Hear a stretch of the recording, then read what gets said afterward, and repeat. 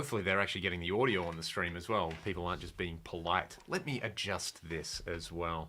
It's been a while since I've done a live stream, so how's everybody doing? What's going on? Let's see. Just let me know if you can hear the voice. It sounds great. That brings joy to my heart, Earl. Let's go. There we go. All right, I think this is good. Now you can see the guitar more good, which is what we want. More guitar, less me. All right, I'm going to tune this very quickly. There were a few questions that immediately popped up. What is going on, Ben? I hope you're cool, dude. I'm excited to hear that, man. Sorry I haven't been in touch. It's been a week this week. Getting back into the swing of things after, you know, you need the holiday from the holiday kind of vibe. There we go. There we go. Nice big C5. That's what we like.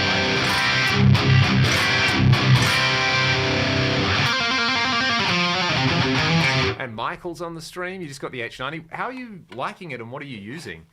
Always curious to know how people use super advanced stuff like that in their rig. What's up, Tony and Nico?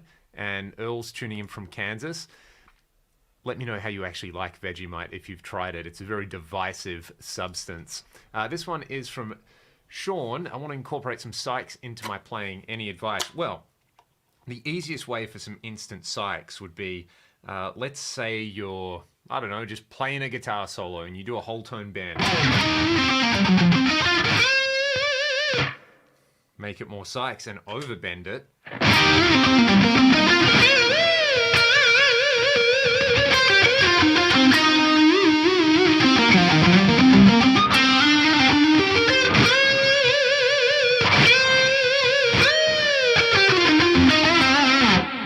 That always brings a Sykes vibe. And then, you know, like his vibrato is what makes him sound like him, I think. You know, that big...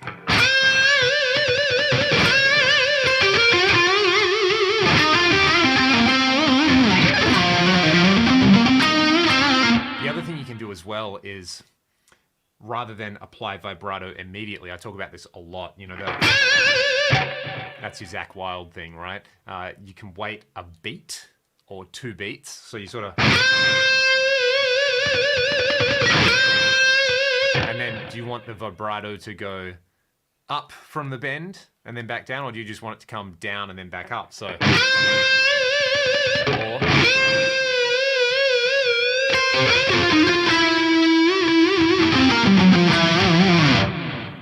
And then you've obviously got all the psychopentatonic stuff, which, you know, is...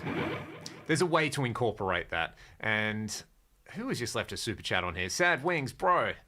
Thank you. I shall. Where is he? He's probably asleep in the window at the moment. He's been tearing around today. And thanks again for the telethon donation, dude. I put that in. I have confirmation that it's been received and going to the relevant parties in there. So big ups. That is a beautiful guitar. Is that a new one? Yes, I've had it for a month and a bit now. So it's a Chilia Bella Aurora, which if I move this down, you might be able to see where it says the name of the guitar on the faceplate. Not quite. But yes, so Charles is an amazing luthier. He's based in Sydney, buddy of mine. And while I was over there playing the cabaret show, he let me borrow this for a week. And yeah, I did give it back, and then it sort of haunted me since then. And he sort of mentioned that he was going to be, this was a showroom guitar, that he was going to be clearing out some showroom stuff. So yeah, it was an easy choice. It has the top on it, right? Just unbelievable. I've got a few videos with this that I've put up recently going through some sounds and stuff like that. And I played it when we did the TV show, when we did telethons. So yeah, it's a monster. It's a monster. Let me see. Who have I missed on here? What brand guitar? Yeah, so I'll just put that back up there. Charles is amazing at what he does. He's kind of one of the go-to setup guys in Australia, but his work is, this thing is magic. And like the binding on the side of the neck and the body, and it's an amazing instrument. Really, really great. So about those Soldano rack units, right? I'm not playing through the X88 at the moment, but I do have it racked up over here. But far out. I can't believe that has actually been made. You know, that's one of those, something I never thought I would see in my life is brand new Soldano rack stuff. But they've done it. And it's amazing. You know, if you've seen the video that I did, if you've seen Mike Nielsen's video, I think he got that sounding incredible. So, yeah, it's a good time. It's a good time to be a guitar enthusiast, isn't it? Yeah. Yeah, it's been a year of semis. Big time, dude. I hopefully will be doing something with Duesenberg in Perth over the next couple of months. So more semi fun coming in. Ooh, what's this? Modding a 72 Les Paul Deluxe, trying a hot mini bucker. Interesting. What changes? Obviously, the size is going to be a big factor in there. But like with mini humbuckers, how much does the voicing change because of how close the coils have to be together? I'm quite curious about that. OG UK fan. Hey, dude, I recognize that name on there. How are you? I didn't realize you were in the UK, but that's pretty sweet. Thanks for tuning in, dude. I saw the Mike Romeo Ola hookup. I haven't watched the video yet, but like Mike's one of my favorite players ever. And you know, there's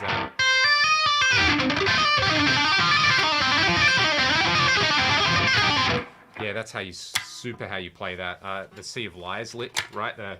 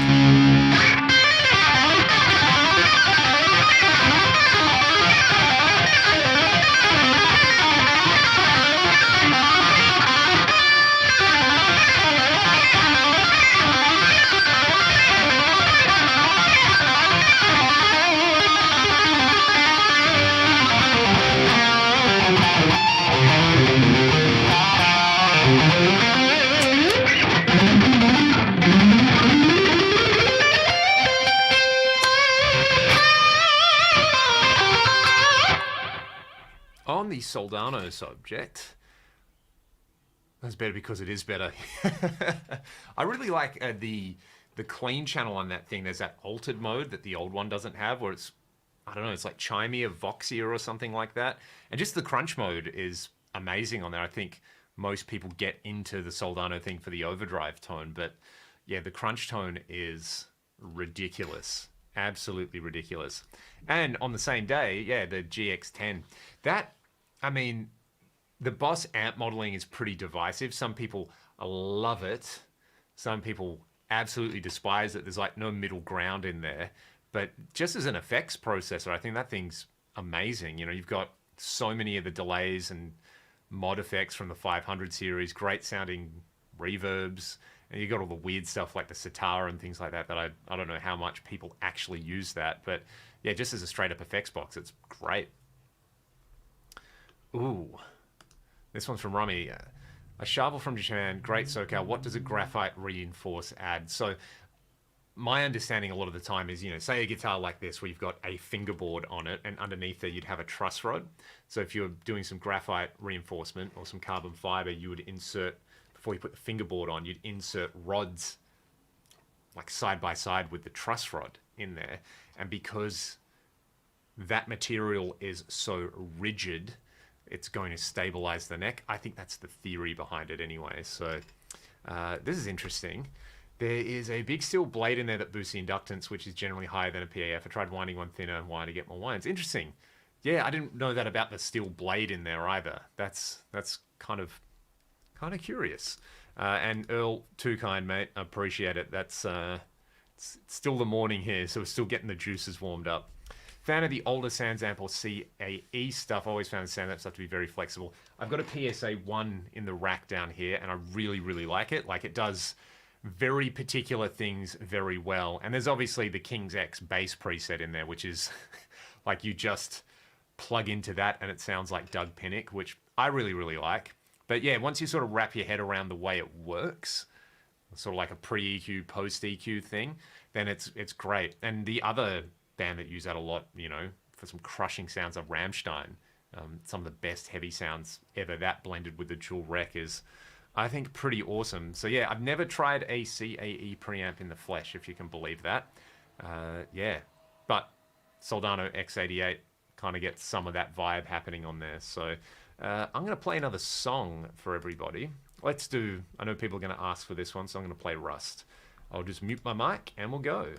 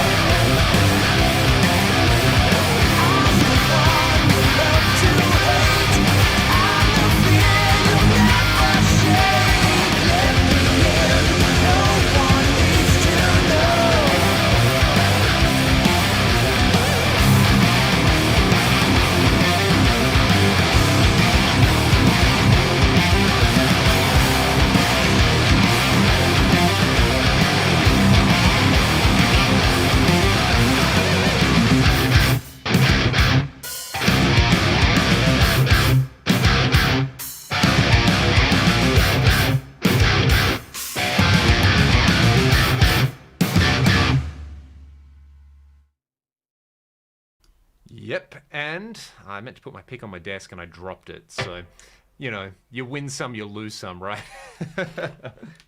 Somebody's asking about scales. Is there another scale? Oh, the harmonic minor scale. Is it harder to play it without dancing? Yes, it is actually very strange. And when you used to playing this live, it's like there's a lot of cues that I have where I'm like, this is a part where I feel a little bit out of breath. This is a part where I have to like stand still and, do this.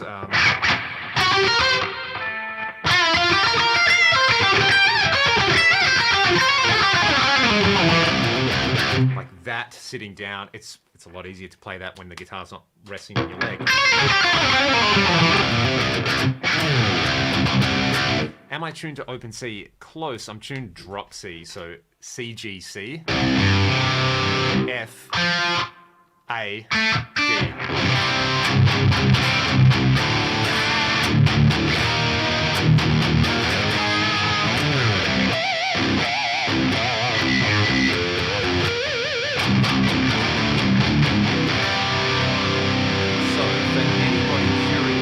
With that solo,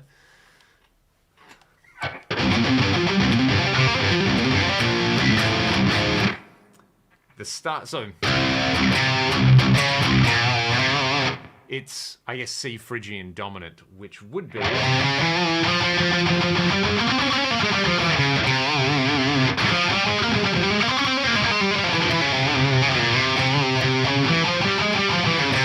most of it's C Phrygian dominant anyway, so that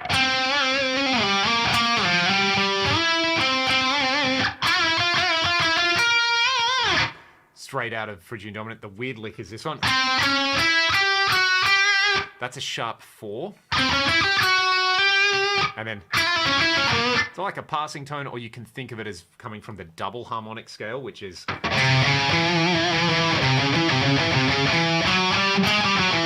hang on. Yeah, which is you have harmonic minor, you have Hungarian minor,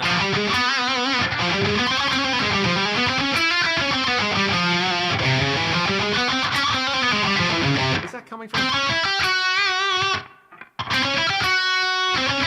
It's just a passing tone, but I use it twice.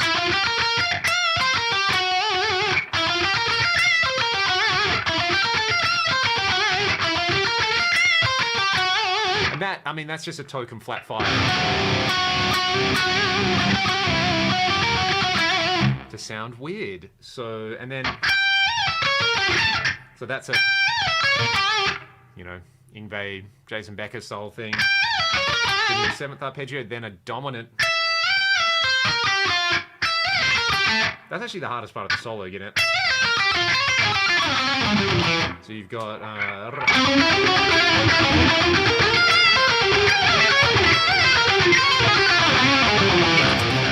and then doing the stomp on there, so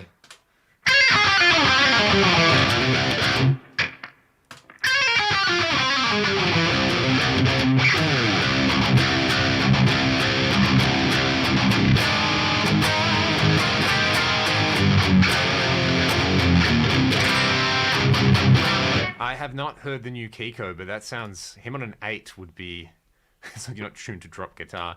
Yes, don't drop the guitar. Synthetic modal scales, yes.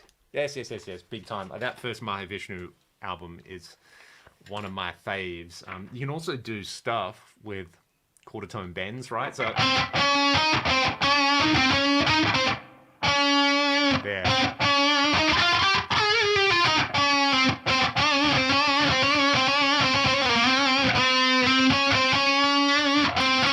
So you'd have like Phrygian, Dorian, and you have in between Phrygian and Dorian, so it's a quarter tone flat second.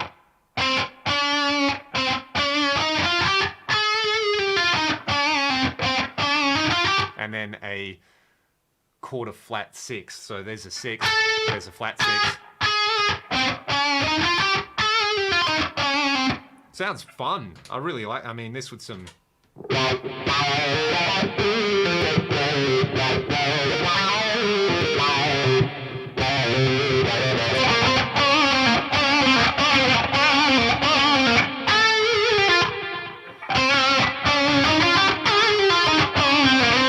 if you like McLaughlin, you should check out a guy called David Fusinski, who has a like double, you know, he's got all the quarter tones fretted on his guitar, and he goes through a lot of this stuff. So, yeah, Mixolydian flat 2, flat 6. Yes, that would be the same as Phrygian dominant. You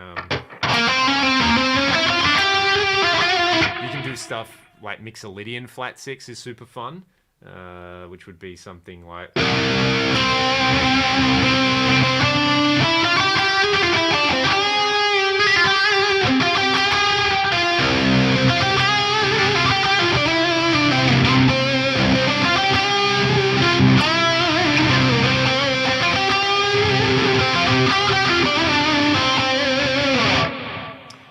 Then you've got, what would it be? A Phrygian dominant.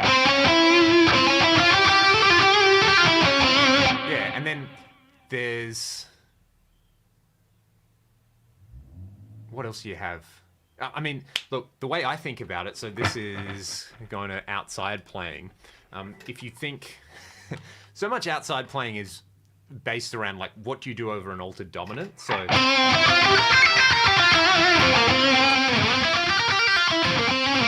So you have your, if you slim it right down, so you've got a dominant arpeggio. Then you can think, well, what's a norm chord thing to do over that? I guess mixolydian.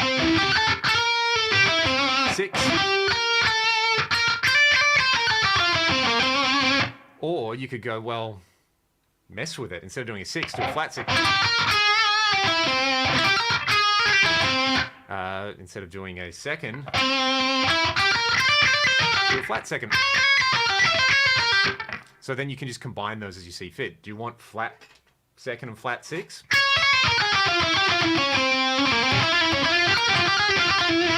Do you want natural 6 and flat second? Do you want a 4 in there, or do you want a sharp 4? And then a natural 6.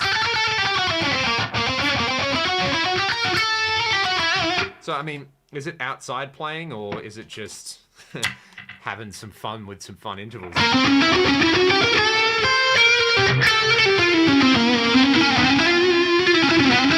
then, you know, chromaticism.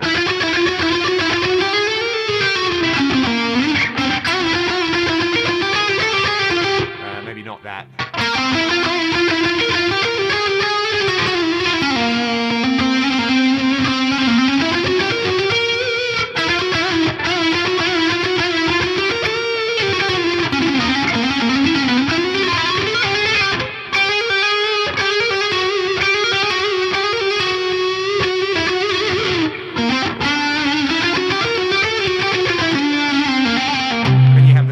Thing on top of there. So yeah, I mean, you can think of it as trying to play outside, you can think of it as trying to be expressive.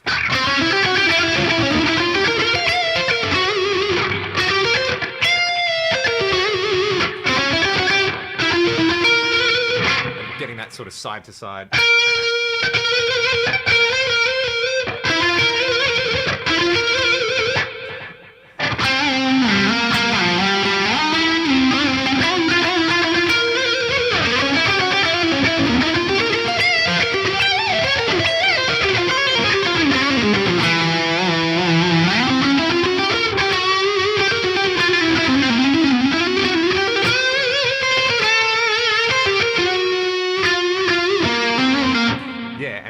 I mean, this is absolute Vegemite note choice, right? And again, if you're just vamping, if you're playing over, you know...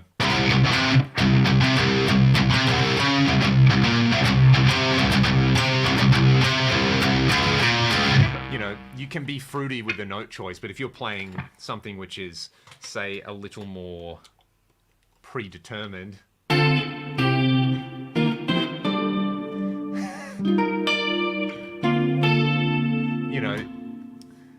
I always just think about it as like a parameter space, right? What parameters are fixed? What parameters are open for us to play around with? So, you know, if you're just soloing over like... You could play something that's...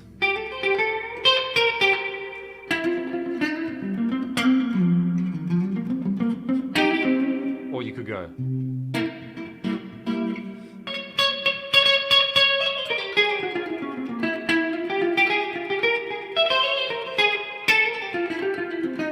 Yeah, the trick is like actually blending that together, and I guess if the chord's static, then there's a little bit more emphasis on the person playing the melody to push it where they want to.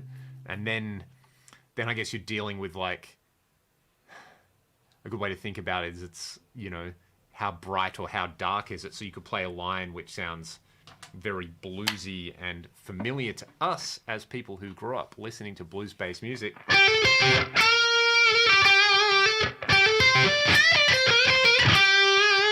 And then you could push it a little bit.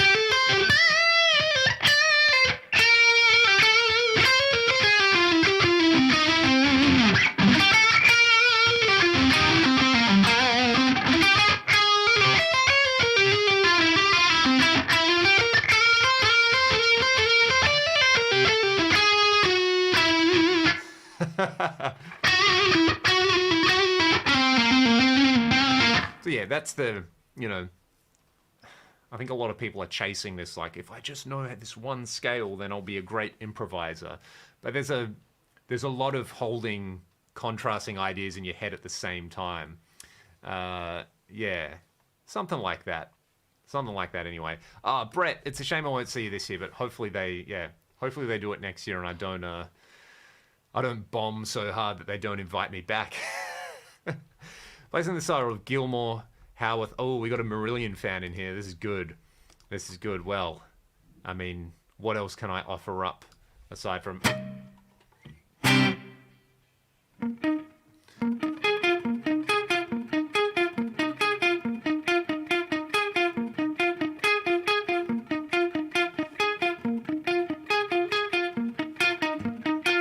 gonna go single coil mode for this because, you know, you want that like...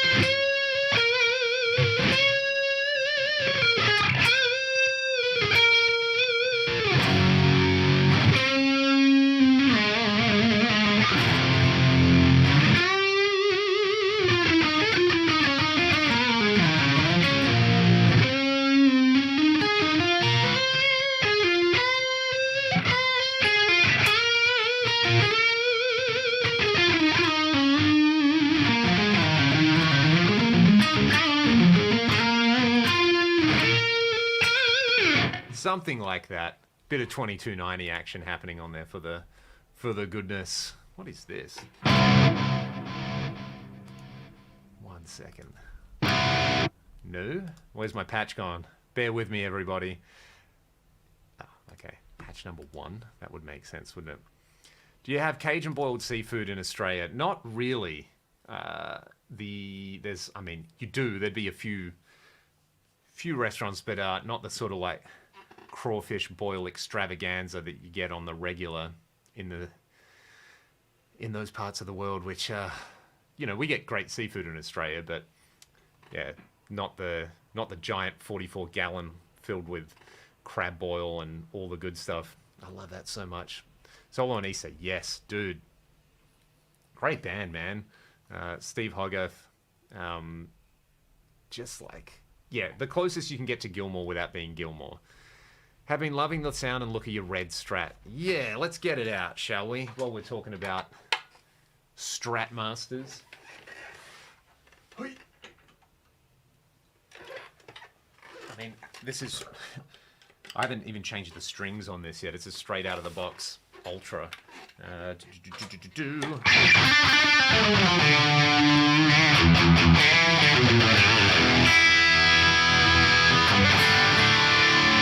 Going for more of that thing, I would definitely start with something a bit smoother.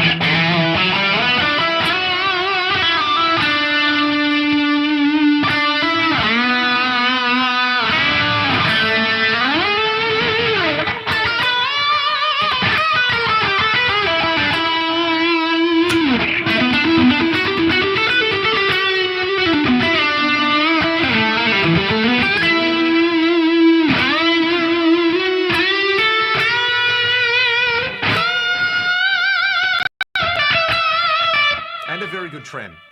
I also didn't realize these, these pop-out trems are a thing. Because I just sort of put the bar in. I'm like, why is this so loose? This sucks. No, you got to just give it a hoink, and then it stays in, and it's very, very easy to grab. So, definitely appreciating vibrato bars in 2024, along with semi-hollow guitars. That's how I have grown and matured this year. Michael Romeo was on, oh, and he loves the X2N. Yeah, dude, I've never had an X2N, but I made a guitar when I was in high school from parts. I didn't make it from scratch, but I put two Bill Lawrence L500 XLs in it, and then I had a switch on there that would connect the neck and the bridge in series together. So that was pretty wild. I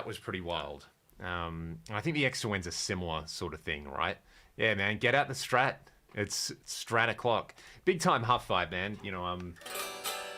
How can you not love this as well? Yeah.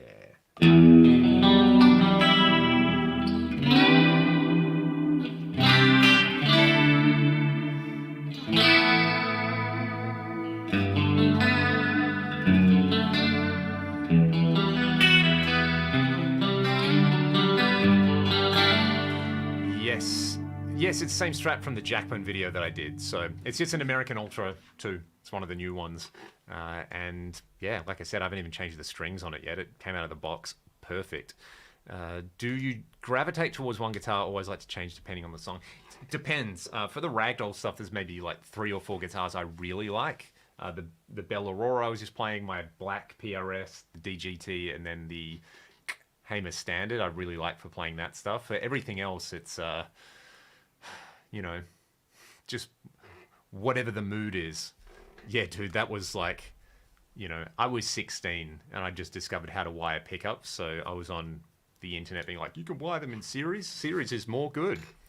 Yeah, the Tyler headstock is pretty divisive, isn't it? But they sound and play pretty amazing, right? So, but yeah, this is, it's like Fender basically went, let's make a Sir. And I know John used to work for Fender, but it's taken them long enough to sort of get the hint, right?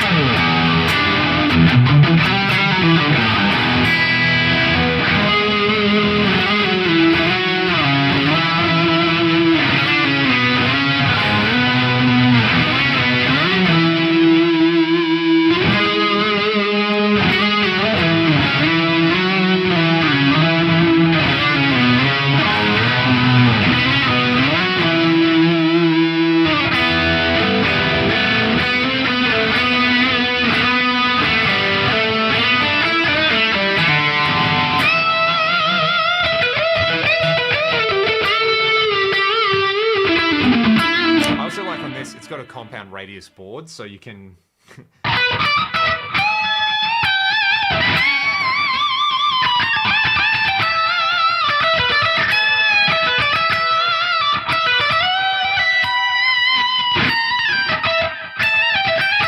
can actually bend up here.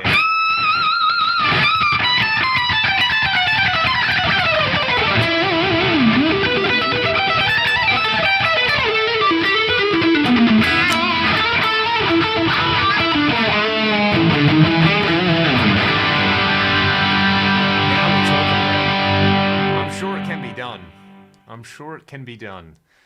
Third Son from the Sun. Someone is down with their Hendrix.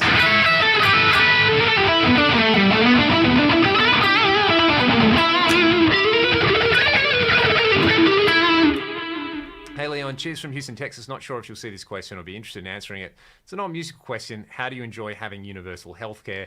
It is amazing, and I definitely took it for granted growing up. And yeah, without adding too much to it or having anything devolve into why I'm such a raging communist, yeah, it's pretty amazing. Like, I went to see the doctor this week because I have a blocked ear, and I showed up, I got an appointment, I got seen, I got looked after, and then I left. And, the system took care of it. So very grateful. And my wife's been in hospital a couple of times since she's moved here. She's American, and yeah, the process has been very, very smooth, and we're very, very grateful for it. So, yeah, I mean, I'm just lucky to be born where I'm born, right? I didn't really have a say in it. It's that's kind of the reality of it, right? So, yeah, I'm glad that I can just kind of plink around on guitars and get to chat about guitars and, live in this little bubble that I live in. Going to see Opeth on Sunday. What's better, Still Life or Blackwater Park? I'm a Blackwater Park person. That's the Opeth album to me. There's a local band, great progressive metal band here called Chaos Divine, and the first time I ever saw them, they played Blackwater Park, and it was immense. All right, let's do this. Dan Jackson, 1 compressor, 1 dirt pedal, 1 chorus, 1 delay, and 1 reverb. Are we talking pedals over here? Because I can recreate all of this in the Axe, but 1 chorus, Boss Dimension, and just set it on mode 3. I'm pretty happy with that. 1 delay, if it has to be a pedal, Strymon Dig, that's still the one. Reverb, ooh, that's like a toss-up between maybe the UA Golden and the Strymon Big Sky. I mean, they're both amazing at what they do. And what was the other one? 1 compressor. I really like the Crazy Tube Circuits Golden Ratio. That one's pretty amazing. Yeah, so Golden Ratio, SD1, Boss Dimension, Strymon Dig. Let's just keep it non-Strymon for this one. UA Golden. That would be pretty awesome. Yeah, with the ears, I literally just have very, very waxy ears and very tiny canals, so they often get blocked. So yeah, I just wanted to get it looked at to make sure I didn't have an ear infection or something. I just have to put olive oil in my ears for a week and then get them flushed. So, ooh, dude. Bought my first synth, the new Microcool. Dude, it's fun, but in all honesty, the synths in Logic sound much better. But it's not the point about the sound, right? It's the workflow. It's being hands-on. And there's something about hands-on synthesis, like using guitar pedals and real amps, right? So if all that matters is the sound, man, plugins. I use plug-in synths all the time, but I have a hardware synth for that reason when I want to play one. It's just such a different experience, and I do different things. Have you seen the new Soldano X88? What do you think? Yes, I have seen it. I did a launch video for it, and I have one racked up here, and I think it's pretty amazing. Yeah. Very, very, very good. I can't believe it's actually been made, that in 2024 we have new rack gear, but it's a nice thing. Yeah, man, it's the thing that I find as well is, there's I can understand the abstract element of synthesis with, subtractive synthesis or additive synthesis or FM synthesis and stuff like that, but actually manipulating a synthesizer and going, oh, cool, I get what happens when you add the 2 waveforms, or I get what happens when you use the filter to subtract stuff on there. So by Dan Jackson's question, do you have a favorite EMG, favorite Seymour Duncan, and favorite Damasio? Ooh, yeah. So favorite EMGs are the SA single coils that I have in a Strat here. Favorite Damasio, come back to that one. Favorite Seymour Duncan, I love the jazz in the neck, and I love the 78 in the bridge. That's what I've got in my Hamer Standard. So for Damasio, that's a good question. I've got a Strat that I made with a Tone Zone and an Air Norton in it, which I think are pretty cool. But I also like the Damasio PAF styles as well. So yeah. Is the Flint good enough for just spring reverb? Yeah, it's a pretty fantastic pedal. There's a reason that one's on so many pedal boards. So the Pork Chop Express, struggling with a John Sykes high E bend wide vibrato. Any tips? One thing I like to do, because bending and vibratoing on the high E is, I don't know, I don't love it as much as doing it on the B string. So if you were trying to do, you go, move the high E string note, if you can, onto the B string. So if you're in,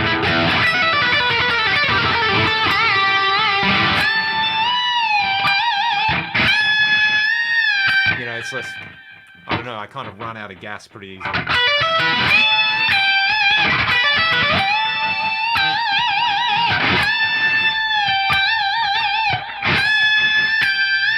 I think the thing is as well, I quite like when you bend and then let the note come down. Like, I that just sounds better on the B string, right?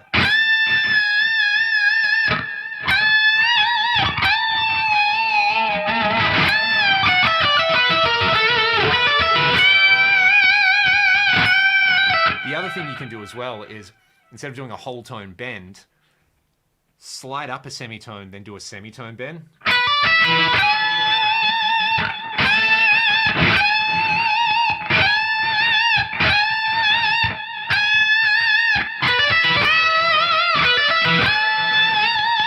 And that will give you some extra leverage in there. So that would be my advice.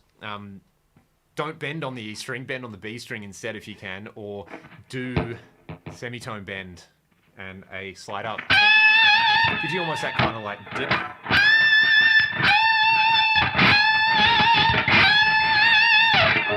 Some good questions in here. Would I ever record a solo album? Yes. I think at some point I just want to sit down and chuck all the little demo songs that I've done for YouTube onto something.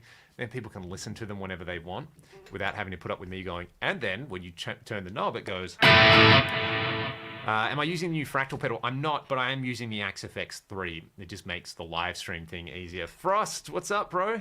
How's life treating you, man? I hope you're well. Is Australia influenced by UK English music or American? It's a good question. I would say probably up until the 90s or the mid-90s, it was slightly more influenced by British music. But then also Australia has its own organic music culture as well, where it's like pub rock. Like pub rock is a uniquely Australian thing. And then there's a lot of great post-punk bands as well from the early 80s who were super influential. So yeah, probably both. And nowadays it's, you know, American music is, everyone's influenced by it. But yeah, definitely maybe slightly erring towards the British stuff, because Australia, you know, up until what, the 50s or the 60s, like, you know, they still had the White Australia policy where you didn't really have any immigration from anywhere else in the world, and then kind of blew open in the 60s and 70s and 80s. So yeah, it's an interesting, definitely a question I'm not qualified to answer accurately, but you know, I think I remember growing up as a kid in the 90s, and American stuff was always like, oh, that bloody Americanization of Australia is happening, and now it's fully happened. So yeah. What do you do when you have a bad playing day? I go for a walk and I have a cup of tea and I stop playing and I go to bed and get some sleep. So some days the juice is not worth the squeeze, right? And it's just easier to put it down, do a bunch of other stuff. If I'm having a bad playing day, it's probably actually not my playing that's bad. It's something else in my life that I'm not in charge of, that I need to take care of. So yeah, that can happen. Yeah, the Phil Keaggy thing, man. Wow, he's such a great player. Very, very, very underrated. He will bend a chromatic note until it finds a way to color ketone. Yeah, you just use your ears and just push it in, bro. Midnight Oil, yeah. Hoodoo Gurus. Who was the other band? Radio Birdman, that sort of post-punky thing that was happening. What effects was I using in the clean section of the X88 IR vid? I can actually tell you this straight away, because I pulled that patch over. So, chorus, I was using the Dimension chorus, all stuff from my blocks library, which you can download and bake into your own preset. So it's like the chorus is the Dimension chorus, then it's into a dual detune. So you get, let me see if I can quickly recreate this. Let's do some kind of clean thing into some other type of clean thing. I'll just drop an amp cab into my Axe preset. So, all right, so from the blocks library, Dimension 1. Oh, there's no sound. What am I doing? Let me patch this in. Here we go. So a little bit of chorus going on, but then you put detune after it. Right, I'll turn my mic off so you can just hear the guitar.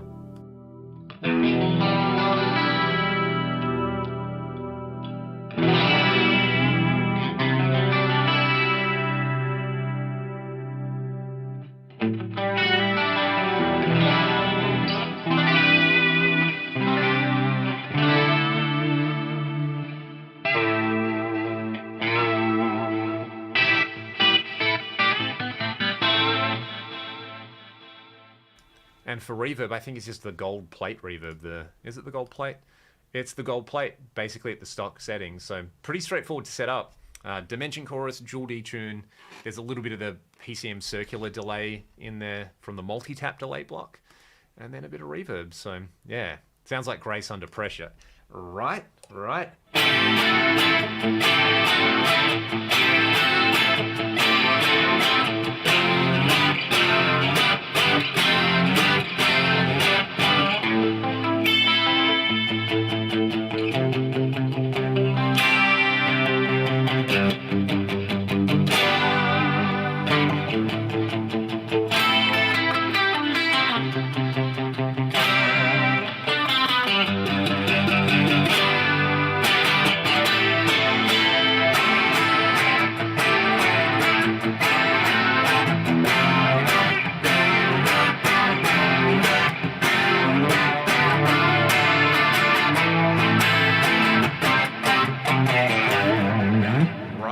And then full blown, let's bring up like a boogie lead or something. What is he doing?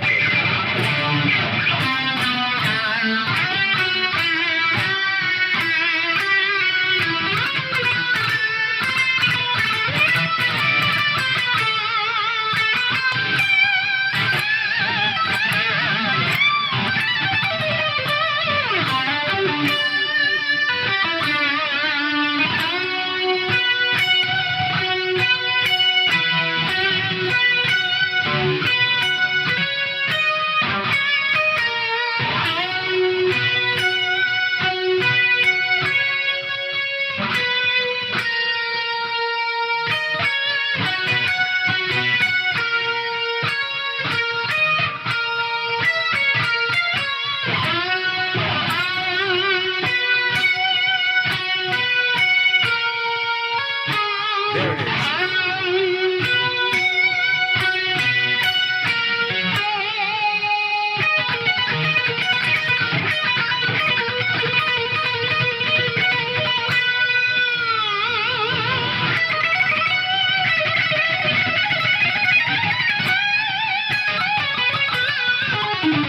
That's obviously not for Grace Under Pressure. That's the worst version of the Limelight solo that you'll hear today. Thank you. I'm glad you're enjoying the liveness of all of this. Gotta love some lives and stuff. I mean, you can take it even further. I've got a Rockman emulation on here, which is this. This is going to be super, super spank. Right?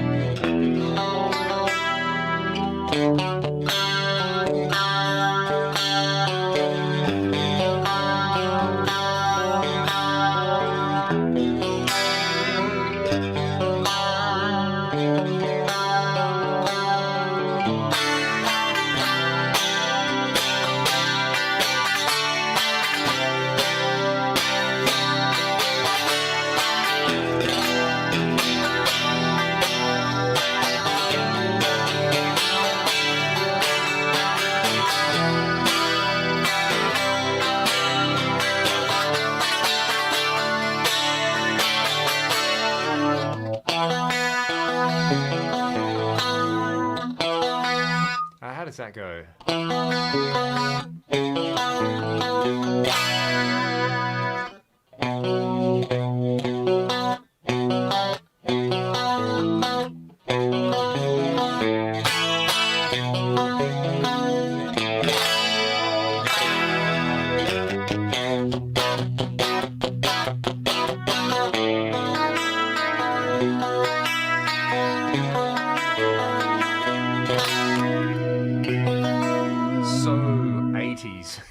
Almost sounds like a crap acoustic guitar, right? Yeah, there you go.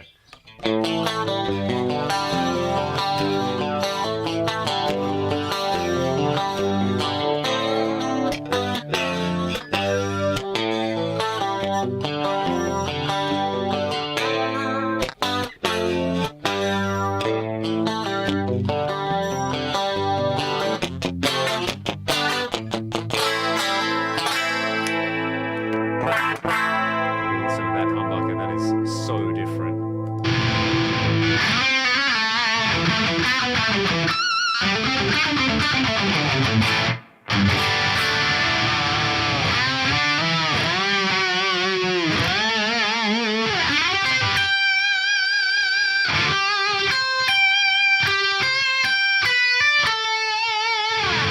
What a lick. Yeah, man, Lifeson's so influential.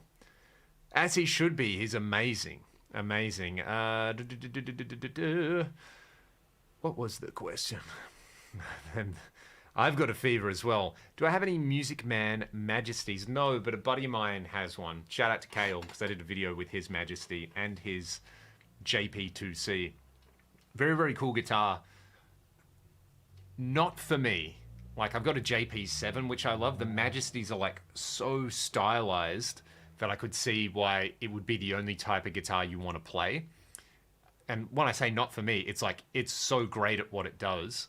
But, yeah, there was something about it where I was like, this is, like, a little bit too stylized for me. It's like, obviously for Petrucci, it's exactly what he wants. And, yeah, they're very, very good at what they do. It's almost like, you know, it's like a self-driving car versus a muscle car or something, right? Oh, dude, what? What? That would have been amazing front row. I'm just going to put this up there and, yeah, if he was smart, but he can't be that smart because he hasn't done it yet, right? All right.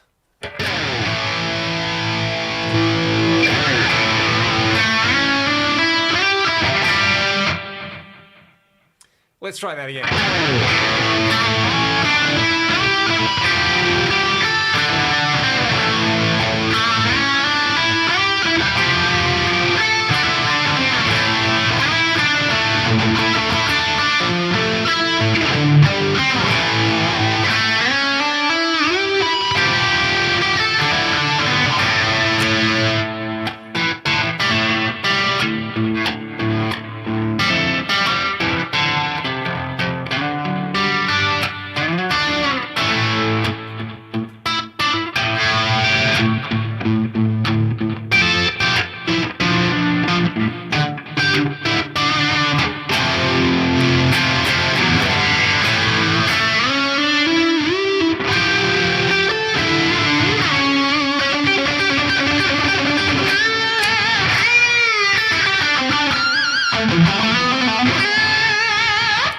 Something like that anyway. This is incredibly generous. Use one of your Axe FX 3 tutorial tones in a track recently and it came out amazing. Thank you, dude. That's awesome. Is the track out and can I listen to it? Because I'd be super interested to hear that. And what tutorial was it? I'm always super curious to know what people are actually digging. So can play a heavy Gary Newman and 9 Inch Nails kind of thing. Yeah. Eyes of a Stranger. I've seen Rush live since 75. Oh, dude. The golden era, right? That's amazing. What a band. What a band. Michael Toran is in the house. Everybody say thanks to Michael Toran. I stayed with Mike recently and got to witness the Racks of Doom firsthand, and it's just... Mike, you should open a museum and you should charge people for that because it's so great. You use that lick a lot in your videos and I love it. I've got to get my hands at some point on some ragdoll music. It is linked in the description of all my videos. We've got a Bandcamp. It's ragdollrock.bandcamp.com. And yeah, I think you can get the entire digital discography with a pretty big discount on there. So yeah, did you play Ghost of Tsushima? I've never played it, but man, it looks amazing. And I've seen there's like a new one coming out at some point. I wonder if that'll come out before the new GTA game. What was I going to say? Eyes of a Stranger. Yes. How does that go? Because it's like half a dozen Queensryche songs, which in my head all kind of have the same riff. Yeah.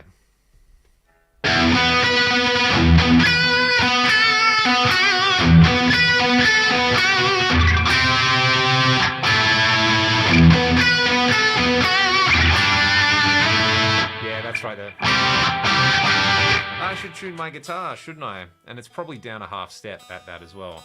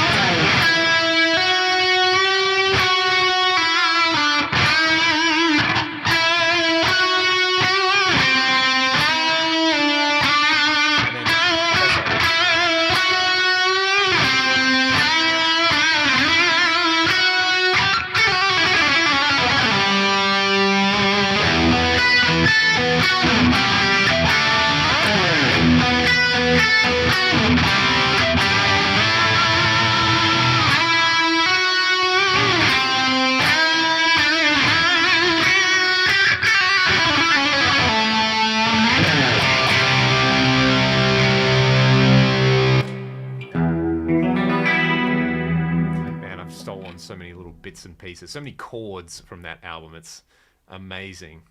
Amazing. If it's Queen's right, chance that it's E5 add 9 or, yeah, exactly. It's going to be like that.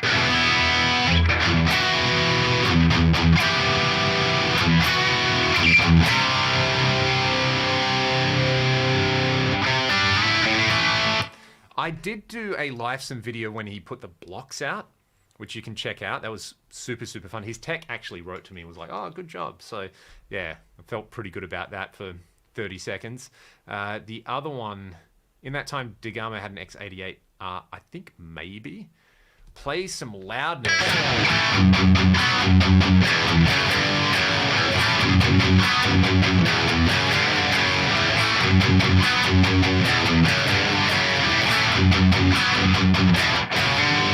That's all I got. I mean, if that's all you've got when it comes to loudness, it's still pretty great. So the other Queensryche song is Breaking the Silence that I love on there. Just got to remember which one this is. No, not that. Where on earth? I was teaching this to someone a couple of weeks ago, so I should know. Yeah, that's right. Oh no, this is one that's in G.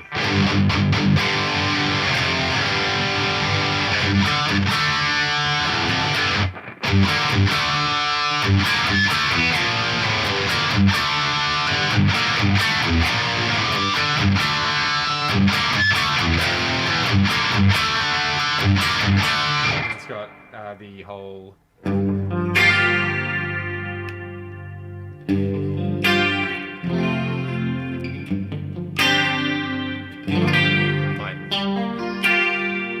Again, great clean sounds. Was that Peter Collins producing that? Because I know he produced some of the Rush stuff as well, which would explain why there's so much crossover in there. Don't Believe in Love, also on Mindcrime, is so good. Whoa.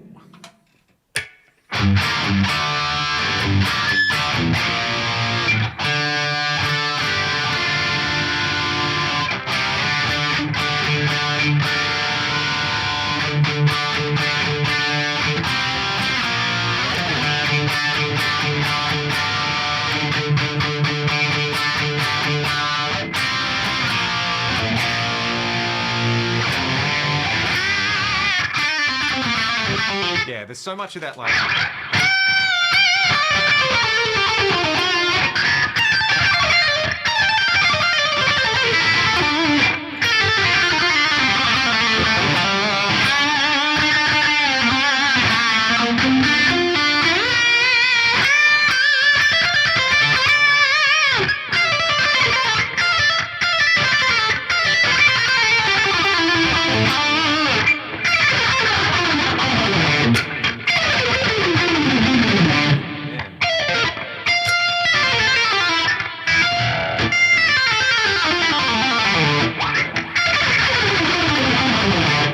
playing nines, which is awesome. You can bend easy, but the strings, it's really hard to get that percussive pick attack that I'm used to.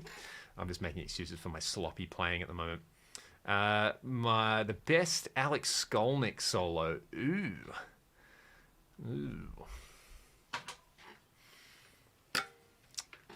That's a good one. Ritual's pretty cool. What's the other one? Like the classic one. Let me see. Souls of Black. There you go. That's the one. Someone's come up, and while someone's mentioned the inevitable.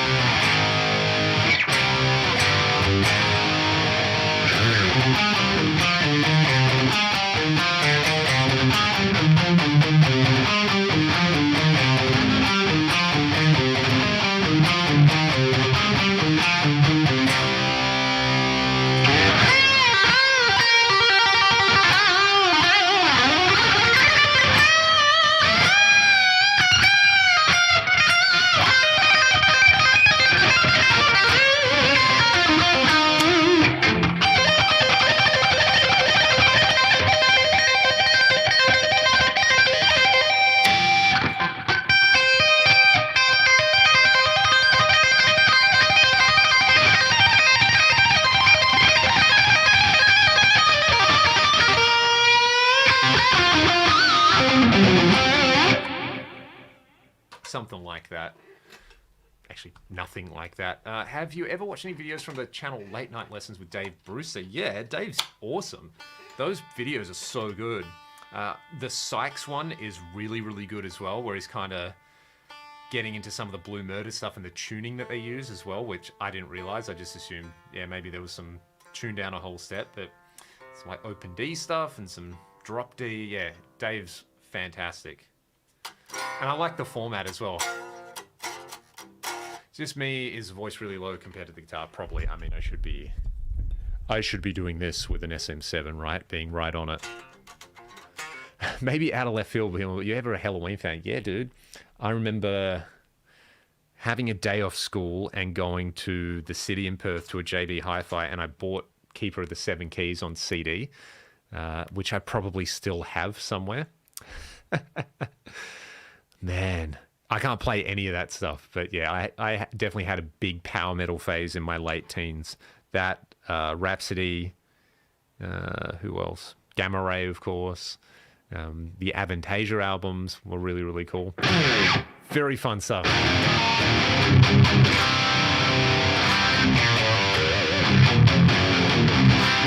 Someone mentioned the No More Tears solo right there.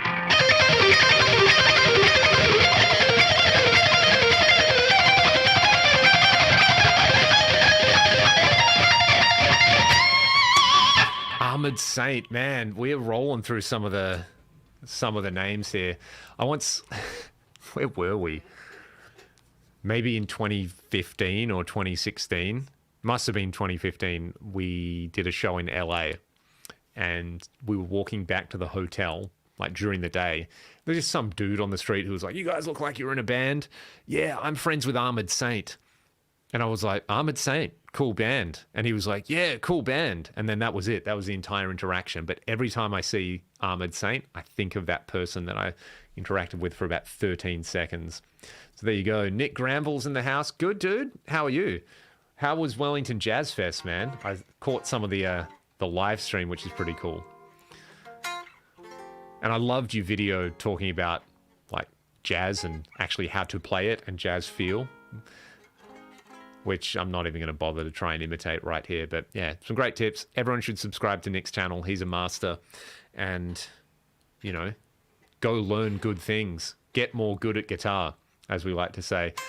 I have a guitar in drop C, so I might play one more Ragdoll song for you, and then I'm going to bounce. But you forgot Stradivarius. I did forget Stradivarius. Right, especially the Visions album, which is just straight up Malmsteen, you know.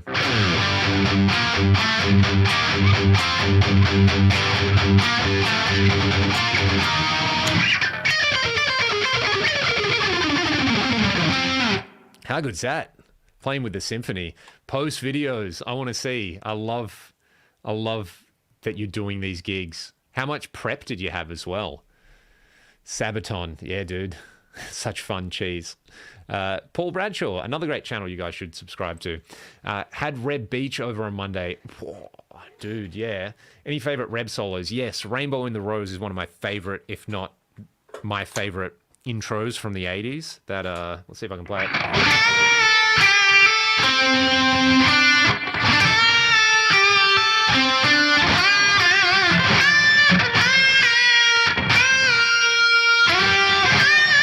Yeah, there it is. Hang on, that's not it.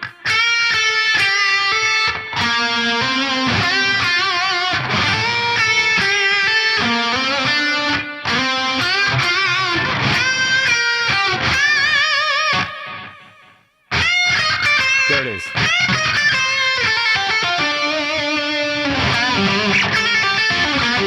Yeah, so, Rainbow in the Road.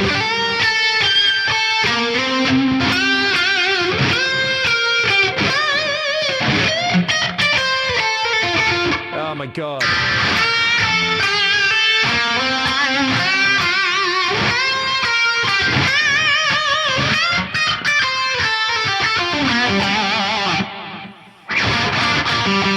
I love that, what's the rhythm part on there? It's so clever. So it's going like, what does he do?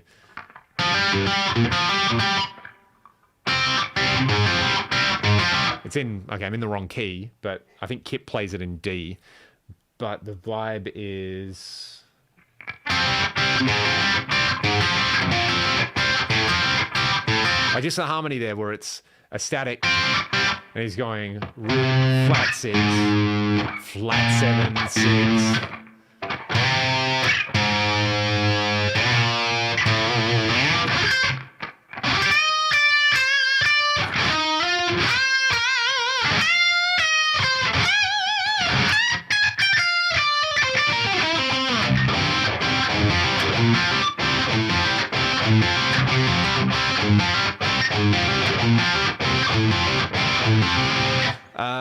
RMP5S, what's the name of the song and the thing? I like nothing against anyone who wants to post links, but I have some very strict filters on my channel for links. Otherwise, I just get hammered with spam.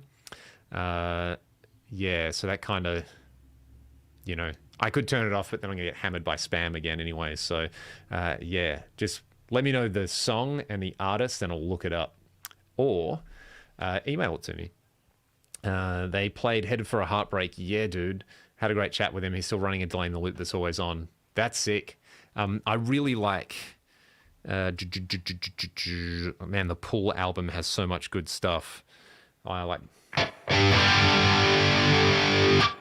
Blind Revolution Mad. No, that's not it. It's it.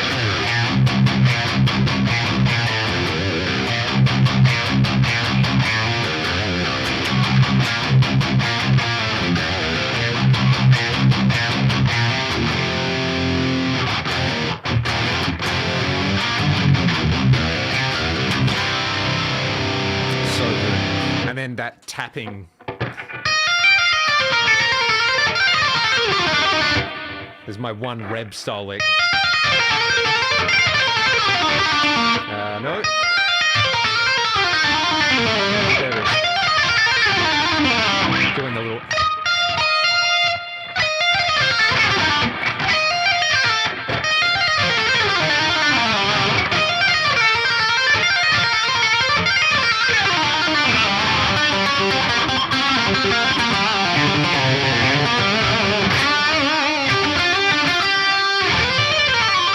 You know, the...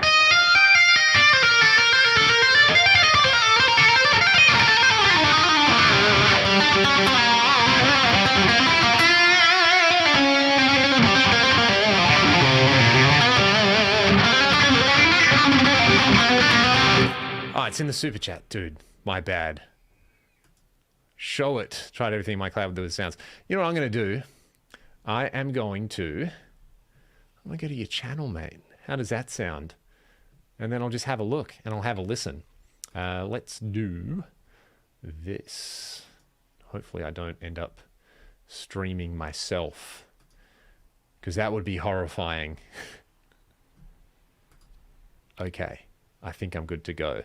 All right, I'm going to have a look now. So, new. Apologies while Uncle Leon figures out how to actually use the internet. Okay, cool. Here's the SoundCloud. I'm on it. I'm on it. It's happening. I'm going to hear some guitar on a track, which is pretty cool. So, tracks. Is it called Keys with Vox? Is that the thing that I'm looking for?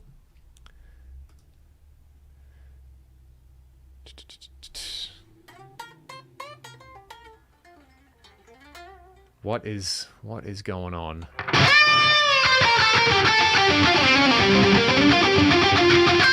Did someone mention Bill Levity from Firehouse?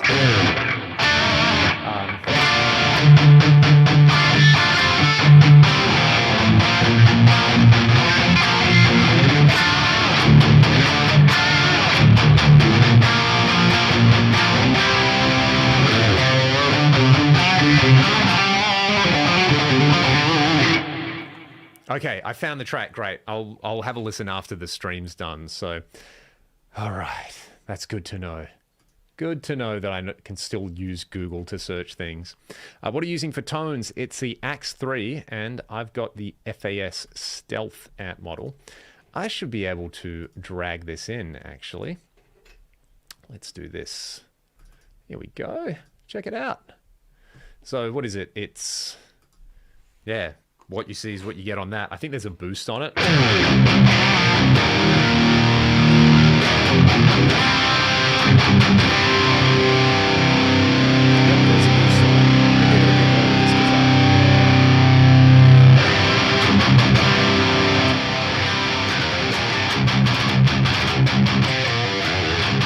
And then for effects, what do we have? We've got a multi-tap delay doing the multi-tap delay thing.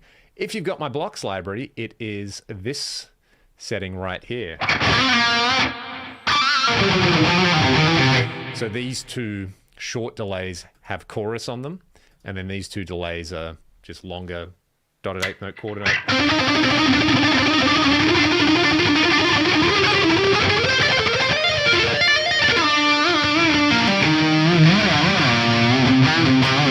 And what do we have? Probably gold plate reverb, and a bit of dual detune on there. So without the detune, still pretty chunky.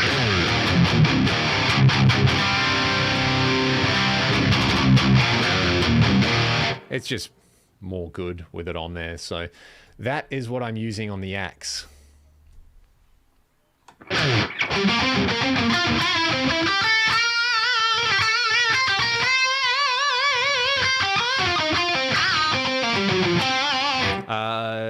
Email leontodd@gmail.com, but with one D, again, to to throw the immense amounts of spam off. Is a boosted version of the FX3 worth the additional expense? It depends on how crazy your presets are. I mean, I've got a lot of stuff in this preset and it's running at under 40%, so I could probably set up parallel paths, run two independent guitars through them, which is pretty crazy. But the non-turbo version is a mega beast as well. So, yeah, if you just want kind of rock guitar sounds, then probably the normal version's fine, right?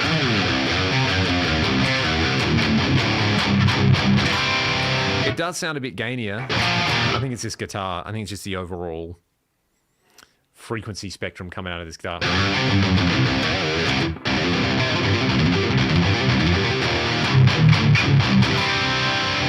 The detune, my man. It just makes everything sound good, right? Sounds very, very good. Let's do this. Yeah. There we go. Where is the high cut in this guy? Oh yeah, cool. Right, I'm going to play one more ragdoll song for you all, and then I'm going to bounce. I'll give you all a couple of seconds to get your requests in.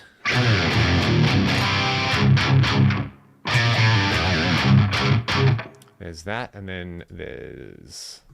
I like this stealth blue a lot. There's some nice chungus around it. Thanks for another great live hang. Yeah, thanks, Earl. Take it easy, dude. Hang on, is it normal for digital synths not to have a digital out? Or is it because I have a cheaper one? Ah, man, I figured it would make so much sense to have a digital out, but a lot of the time, I think they're probably just running, you know, like a Raspberry Pi style thing under the hood, and, you know, probably a very simple chipset that's like, hey, you've got this thing to run your algorithms, and you've got this thing that you can just stick in that's going to give you analog outs on it and have fun. By the way, you also need a DI. So yeah, actually, I don't even know if my Hydra synth has USB audio on it. Yeah, so Turbo Lover. We got some good taste in here. We got some good taste. All right, I'm going to play you guys. I actually don't know what I'm going to play. I'm just going to play something. Have an awesome morning, evening, afternoon, wherever you are. And I'm going to bounce, and let's see what pops up on the Ragdoll list that I can play for you all.